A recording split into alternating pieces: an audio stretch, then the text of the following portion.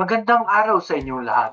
Ako si Chris Friedrich M. Entrinal, narito upang sagutan ang mga itinalagang katanungan ng GED 123. Simulan na natin. Para sa unang katanungan, sang-ayon ba ako sa pagiging primus inter pares ng wikang pambansa? Bakit o bakit hindi? Oo, sang-ayon ako sa pagiging primus inter pares ng wikang pambansa. Ngunit sa diwang ito ay dapat magsisilbing pangunahing wikang nagbubukod habang ipinanggagalang ang iba pang wika.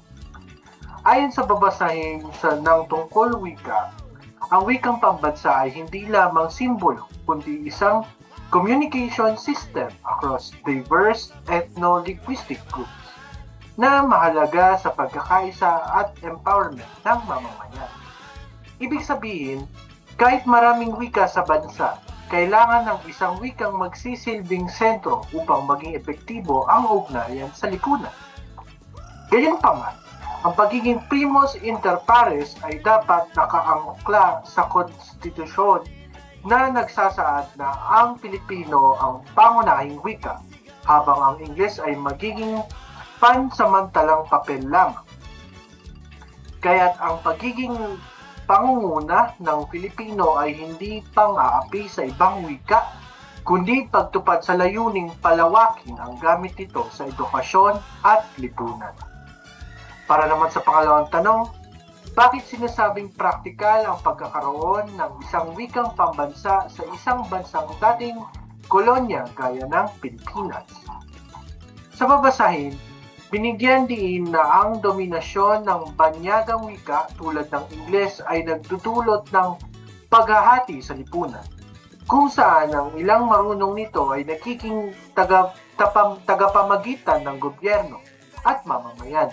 Ito ay nagpapalalim sa elitismo at hindi pagkapantay-pantay ng ating lipunan.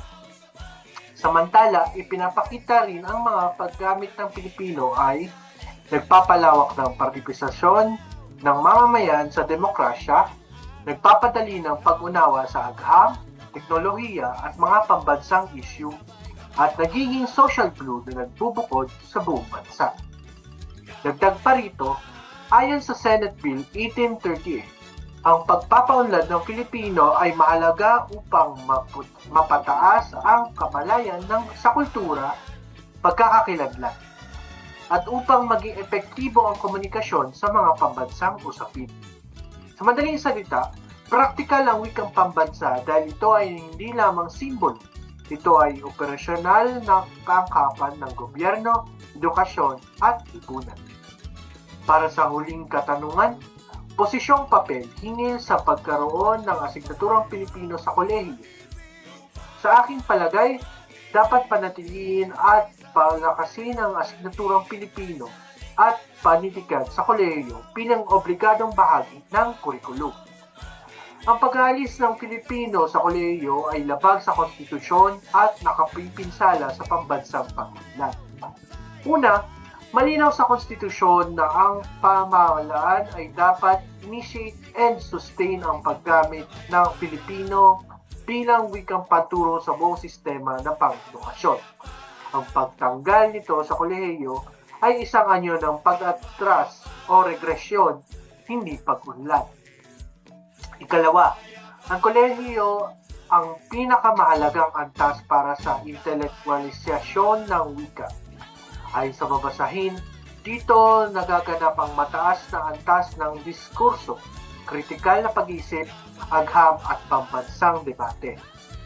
Kung aalisin ang Pilipino sa yugtong ito, hindi ito ganap na uunlad bilang wikang pang-akademiko. Ikatlo, ayon sa Senate Bill 1838, ang pagkakaroon ng hindi bababa sa 9 na unit ng Pilipino at 3 unit ng panitikan ay mahalaga upang mapalalim ang kasanayan ng wika, mapahusay ang diskursong pambansa, at mapalakas ang identidad at kamalayang Pilipino. Ikaapat, ang pagtanggal ng Filipino habang pinapanatili ang Ingles ay sumasalungat sa diwa ng konstitusyon na nagsasabing ang Filipino ay pangunahing wika at ang Ingles ay pansamantala lamang. Sa aking konklusyon, Ang Filipino sa kolehiyo ay hindi simpleng asik na tupa.